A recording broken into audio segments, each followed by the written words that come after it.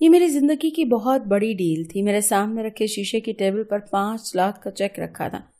میں نے ایک نظر سامنے بیٹھی اس عورت پر ڈالی جو مجھے ہی دیکھ رہی تھی۔ میں نے اپنے ہونٹوں میں دبا ہوا سگریٹ سیدھے ہاتھ کی دونوں انگلیوں میں لیا اور دھواں ہوا میں اڑایا اور سامنے رکھے ایشٹرے پر بجھا دیا۔ میں نے وہ چیک لیا اور اس عورت کی طرف بڑھا دیا۔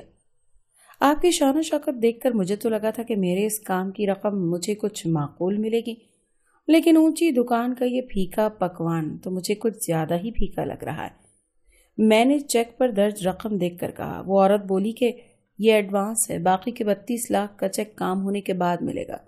یہ سن کر میرے ہوش اڑ گئے۔ ایک رات کے 32 لاکھ! میں نہیں جانتی کہ میرا باپ کون تھا۔ میں کیا کوٹھے میں پلنے بڑھنے والی ہر لڑکی کو بس یہی معلوم ہوتا تھا کہ اس کی ماں کون ہے، کوئی یہ نہیں جانتا تھا کہ اس کا باپ کون ہے۔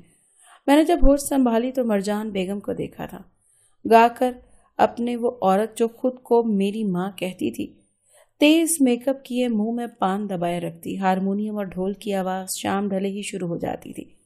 کوٹھے کے بڑے سے صحن میں سفید چاندنیاں بچھی ہوتی تھی جن کے اطراف سرخ رنگ کے گاؤ تکیے رکھے ہوتے تھے اور ایک اسٹیل کا پائیدان بیچ میں رکھا جاتا اور صحن کے اطراف میں اگربتیاں جلا دی جاتی تھیں۔ اندھیرا چاہتے ہی شہر کے بیچوں بیچ کا یہ بڑا بازار یوں ہوتا جیسے دن چڑھایا ہو۔ شہر کے سبھی امیرزادے رئیس نواب کی آمد شروع ہو جاتی، چاروں طرف سے ڈھول اور ہارمونیم کی آوازیں آنے لگتی تھیں، عورتیں رقص کرتی اور اس کے مداح ان پر پیسے لوٹانے لگتے۔ یہ سب دیکھ کر میں بڑی ہوئی تھی۔ جب میں 18 سال کی ہوئی تو میری ماں مجھے ناچ گانا رقص سب سکھا چکی تھی۔ میں نے پہلا رقص 18 سال کی عمر میں کیا تھا۔ میرا حسن دیکھ کر وہاں بیٹھے رئیس اور نواب زادے آنکھیں جھپکانا بھول گئے تھے۔ میں نے اپنا چہرہ گھونگھٹ میں چھپا رکھا تھا، اسی لیے مردوں کی بے تابیاں مجھے دیکھ کر بڑھنے لگی تھی۔ میں رقص کر کے اپنے کمرے میں جا چکی تھی۔ آج میری ماں نے میرا پہلا سودا کرنا تھا۔ میرا دل بہت تیزی سے دھڑک رہا تھا۔ بے شک میں ایسے ماحول میں پلی بڑی تھی، مگر تھی تو ایک لڑکی ہی، اسی لیے کچھ جھجک اور پریشانی فطری تھی۔ میرے کمرے میں آنے والا پہلا مرد ایک 50 سالہ بڈھا تھا۔ منہ میں پان دبائے نشے سے ڈگمگاتے قدم بھرتا ہوا وہ میرے پاس آ کر بیٹھ گیا۔ مجھے اس سے دیکھ کر الجھن محسوس ہونے لگی، لیکن جس جگہ سے ہمارا تعلق تھا وہاں کہاں ہماری پسند دیکھی جاتی ہے، بس پیسہ دیکھا جاتا تھا۔ لیکن نہ جانے کیوں جب اس بڈھے نے میری کلائی زور سے پکڑی تو میں نے اسے پیچھے دھکا دے دیا۔ میری حرکت پر اس شخص نے زور سے میری کلائی پکڑ لی اور بولا، مجھے نخرے دکھاتی ہے؟ پورے 2 لاکھ دیے ہیں مرجان بیگم کو اس رات کے۔ صبح وہ شخص جا چکا تھا، لیکن اس دن مجھے اپنے آپ سے نفرت سی محسوس ہوئی تھی۔ پہلی بار میں پھوٹ پھوٹ کر روئی تھی اور روتے روتے کہہ رہی تھی کہ کاش میں ایسے گندے ماحول میں پیدا نہ ہوئی ہوتی، کیونکہ جو اذیت میں برداشت کر چکی تھی وہ میرے لیے ہر رات کا عذاب تھا۔ شروع میں نے اپنی ماں مرجان بیگم کو منع کر دیا۔ مجھے اس کام سے گھن آتی ہے۔ مجھے آنکھیں نکال کر کہنے لگی، اے چھوری، تو کون سا نیا کام کر رہی ہے؟ ارے یہاں پر رہنے والی ہر چھوری یہی سب کچھ کرتی ہے۔ زیادہ نخرے دکھائے گی تو جانتی ہے اس کی سزا کیا ہے۔ یہ کہہ کر مرجان بیگم نے سامنے کھڑے دلال کی طرف اشارہ کیا جو انکار کرنے والی لڑکیوں کو مار مار کر ان کا حشر نشر کر دیتا تھا۔ میں اس وقت چپ ہو گئی، لیکن یہ سوچ چکی تھی کہ جب بھی مجھے موقع ملا میں یہاں سے بھاگ جاؤں گی۔ انہی دنوں نئی لڑکیاں ہمارے مہمان خانے پر آئیں۔ مرجان بیگم کی ساری توجہ ان لڑکیوں پر تھی۔ میرے پاس بھاگ جانے کا یہ نایاب موقع تھا۔ میں نے اس موقع سے بھرپور فائدہ اٹھانے کی کوشش کی اور رات کے اندھیرے میں چھت پر چلی گئی۔ وہاں سب کوٹھیوں کی چھتیں آپس میں ملی ہوئی تھی اور ان پرانی بوسیدہ کوٹھے کی عمارتوں کے پیچھے ایک سنسان گلی تھی۔ وہاں کم ہی کسی کا گزر بسر تھا۔ میں وہاں کود گئی۔ میں خود پر کالی چادر لپیٹ رکھی تھی۔ میں تیز تیز قدم اٹھا رہی تھی۔ مجھے جلد از جلد اس بازار حسن سے نکلنا تھا۔ مجھے یہ زندگی نہیں گزارنی تھی۔ میں نے اپنا منہ چھپا رکھا تھا۔ میں نے آج تک باہر کی دنیا نہیں دیکھی تھی۔ مجھے نہیں پتا تھا کہ میں باہر کیسے نکلوں گی۔ بنا کسی راستے کا تعین کیے میں روڈ تک پہنچ گئی۔ پھر مجھے اس بات پر افسوس ہونے لگا کہ میں تو خالی ہاتھ آ گئی تھی۔ کاش کہ مرجان بیگم کی الماری سے چند ہزار ہی چرا کر لے آتی۔ ابھی میں یہی سوچ رہی تھی جب ایک ٹیکسی میرے پاس آ کر رکی۔ میں بری طرح گھبرا کر پیچھے کو ہٹی۔ اس شخص نے مجھے سر تا پیر دیکھا اور کہنے لگا، کہاں جانا ہے مجھے بتاؤ۔ میں نے کہا اسٹیشن۔ اس نے کہا چھوڑ دوں گا۔ میں اسی ٹیکسی میں بیٹھ گئی۔ وہ شخص جب تک ٹیکسی چلا رہا تھا مشکوک نظروں سے مجھے ہی دیکھتا رہا، پھر کہنے لگا، کہیں سے بھاگ کر آئی ہو؟ اس کی اس بات پر مجھے ایک جھٹکا لگا اور میں نے نفی میں سر ہلا دیا۔ نہیں تو میں تو دوسرے شہر سے آئی ہوں، واپس جا رہی ہوں۔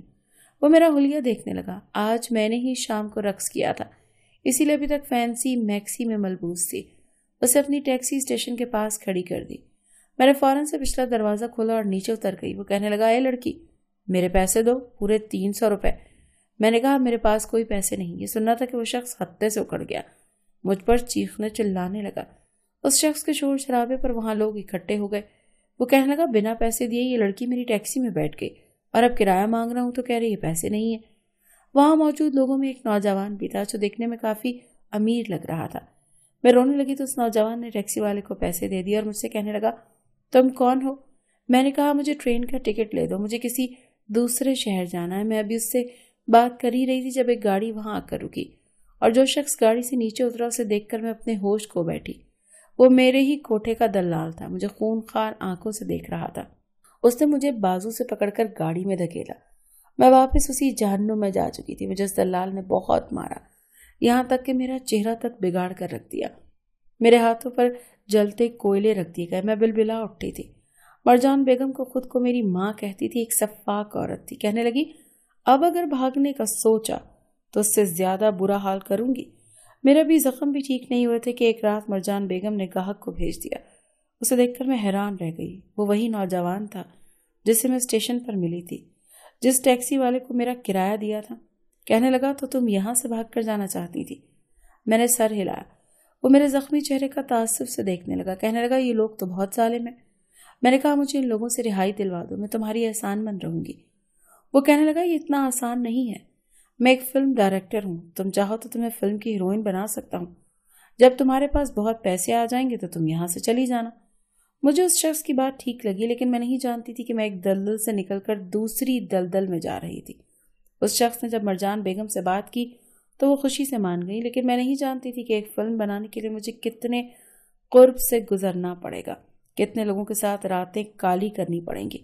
بہرحال میری پہلی یہ فلم نے دھوم مچا کے رکھ دی، لیکن میرے سارے پیسے مرجان بیگم رکھ لیتی تھی۔ میرے حسن کے لوگ دیوانے ہو گئے تھے۔ میں یہ جان چکی تھی کہ میری زندگی ایسے ہی گزرے گی، اسی لیے دل کو سمجھا لیا تھا۔ وقت یوں ہی گزرنے لگا اور میں لوگوں کے دلوں پر راج کرنے لگی۔ اب میں ہر عام اور غیر مردوں کی دسترس سے دور تھی۔ بڑے بڑے بزنس مین اور سیاستدان ہی میرے گاہکوں میں شامل تھے۔ جب بھی کسی بڑے بزنس مین نے کسی سے بزنس ڈیل پر سائن کروانا ہوتا تو وہ مجھے ہی بھیجتا اور میں سائن کروا کر ہی لاتی تھی۔ میں ایک رات کی 1 لاکھ لیتی تھی اور فائل سائن کروانے کے پیسے الگ سے لیتی تھی۔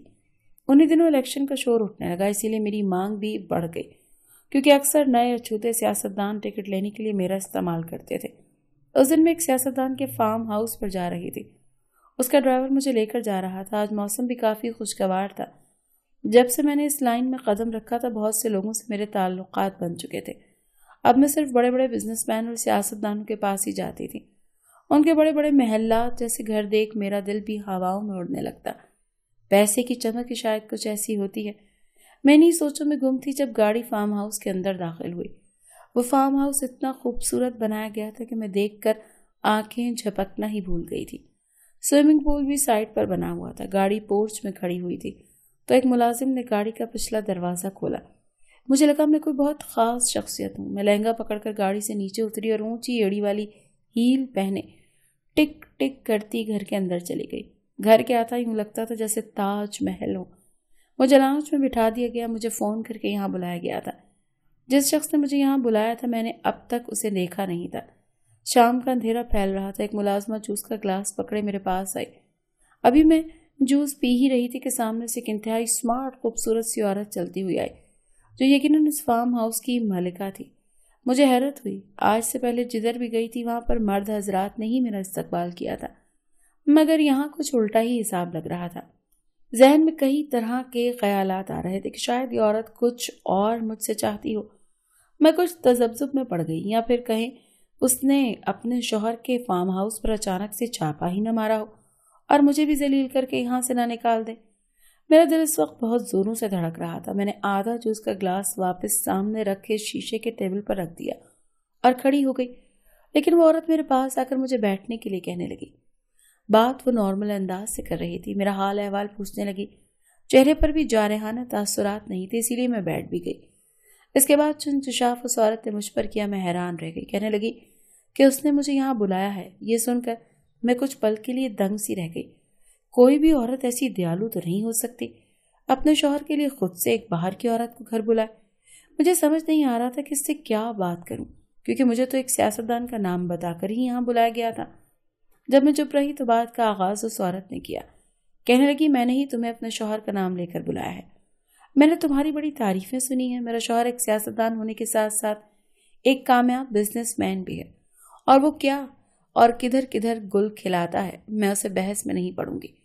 وہ جانے اس کے اعمال، اور میں یہ بھی جانتی ہوں کہ بہت سے کانٹریکٹ تم نے ہی ان کے سائن کروائے ہیں جہاں وہ چاہتے تھے۔ میں نے اس بات میں سر ہلا دیا، کیونکہ یہی سچ ہے۔ وہ شخص میرا پرانا گاہک تھا، میں اس کے بہت سے کانٹریکٹ سائن کروا چکی تھی۔ میں نے کہا، آپ کو مجھ سے کیا کام؟ وہ کہنے لگی، وہ سیاست میں آنا چاہتی ہے، لیکن اس کا شوہر اس کی مدد کرنے کو تیار نہیں۔ اسے سیاست میں آنے کے لیے ٹکٹ چاہیے جو اسے ایک بڑے لیڈر سے مل سکتا ہے، اور مسئلہ یہ تھا کہ وہ لیڈر سفارش پر ٹکٹ دینے کے بجائے میرٹ کی بنیاد پر ٹکٹ دے رہا تھا، اور کسی کی کوئی بھی بات سننے کو تیار نہیں تھا۔ میں نے بھی ایک لمبی سی سانس لی۔ اب میں ساری بات سمجھ چکی تھی۔ ذہن سے دھڑکا ختم ہوا تو میرا دماغ پھر سے چلنا شروع ہو گیا۔ میں نے کہا، میں اسے ٹکٹ لے دوں گی، لیکن پیسے زیادہ لوں گی۔ اس عورت نے میرے سامنے 5 لاکھ کا چیک رکھ دیا۔ میں نے تعصب سے اسے دیکھا اور نفی میں سر ہلایا۔ یہ کم ہے۔ اس نے کہا، کام ہونے کے بعد مجھے 32 لاکھ روپے اور دے گی، لیکن میں اتنی رقم کا اس پر اعتبار نہیں کر سکتی تھی۔ میں نے کہا، میں پورے پیسے ایڈوانس لوں گی۔ وہ عورت اٹھ کر اندر گئی اور تھوڑی ہی دیر بعد پیسے لا کر میرے ہاتھ پر رکھ دیے۔ اب تک میرا واسطہ صرف مردوں سے پڑا تھا، لیکن اس عورت کو ڈیل کرتا دیکھ کر میں حیران رہ گئی تھی۔ میں نے پیسے پکڑے اور کام کرنے کا وعدہ کر کے اٹھ کر چلی گئی۔ مجھے خود پر بھروسہ تھا۔ میں جتنی مشہور ہو چکی تھی، جسے کال کرتی سوال ہی پیدا نہیں ہوتا کہ وہ مجھے انکار کرے۔ میں نے اپنے تعلقات استعمال کیے اور مطلوبہ شخص سے ملنے کے لیے وقت لے لیا۔ اس نے کہا وہ بہت بیزی رہتا ہے، اسی لیے مجھے زیادہ وقت نہیں دے سکتا۔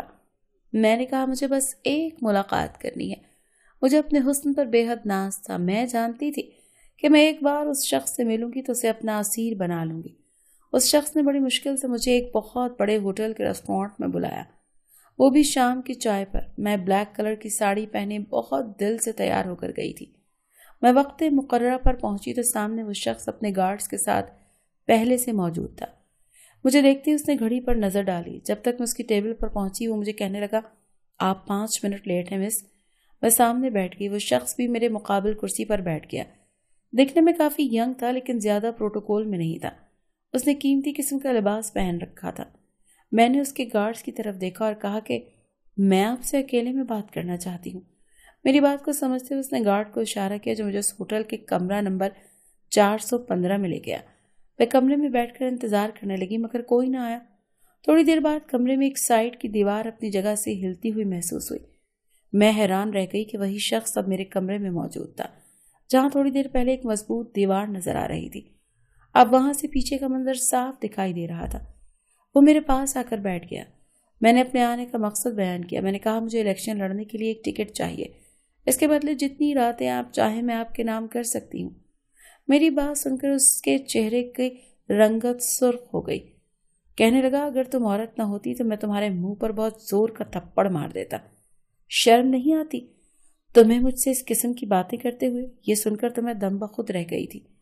کہنے لگا، میں عورتوں کی بہت رسپیکٹ کرتا ہوں، چاہے وہ تم جیسی ہی کیوں نہ ہو، اور یہ میری تمہارے لیے رسپیکٹ ہی تھی کہ تمہارے کہنے پر میں نے تم جیسی 2 ٹکے کی ہیروئن کو چائے کی پیشکش کر دی، لیکن مجھے نہیں پتا تھا کہ تم یوں اپنی قیمت لگاؤ گی اور میری نظروں میں گر جاؤ گی۔ الیکشن کی ٹکٹ میں صرف انہی لوگوں کو دوں گا جو اس کے اہل ہوتے ہیں۔ رہ گئی رات گزارنے کی بات، تو وہ میں اپنی شادی کے بعد اپنی بیوی کے ساتھ ایک جائز تعلق کے ساتھ بھی گزار سکتا ہوں۔ اب آپ جا سکتی ہیں۔ وہ ایک ایک لفظ چبا چبا کر کہہ رہا تھا، اور میں پہلی بار ایسا شخص ایسی کرسی پر بیٹھا دیکھا تھا۔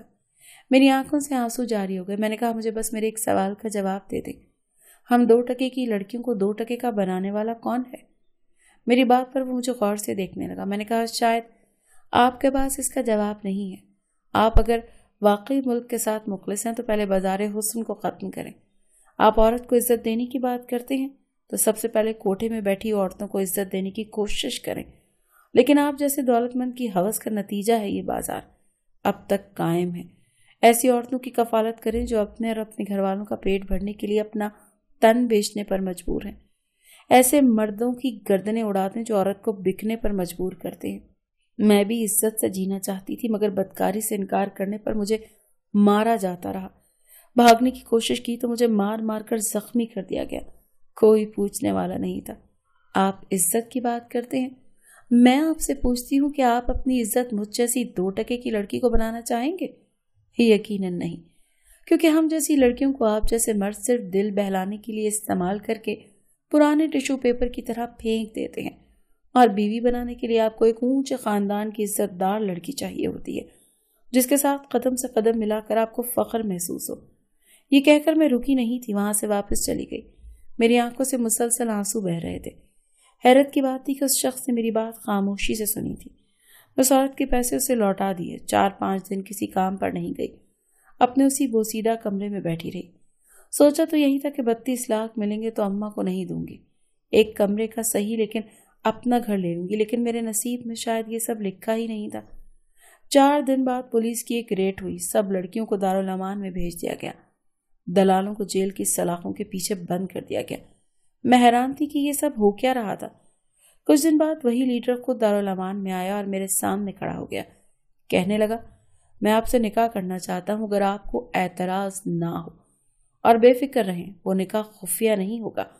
میں اسے ششدر سی ہو کر دیکھ رہی تھی۔ کیا واقعی آج کے دور میں ایسے مرد بھی ہوتے ہیں؟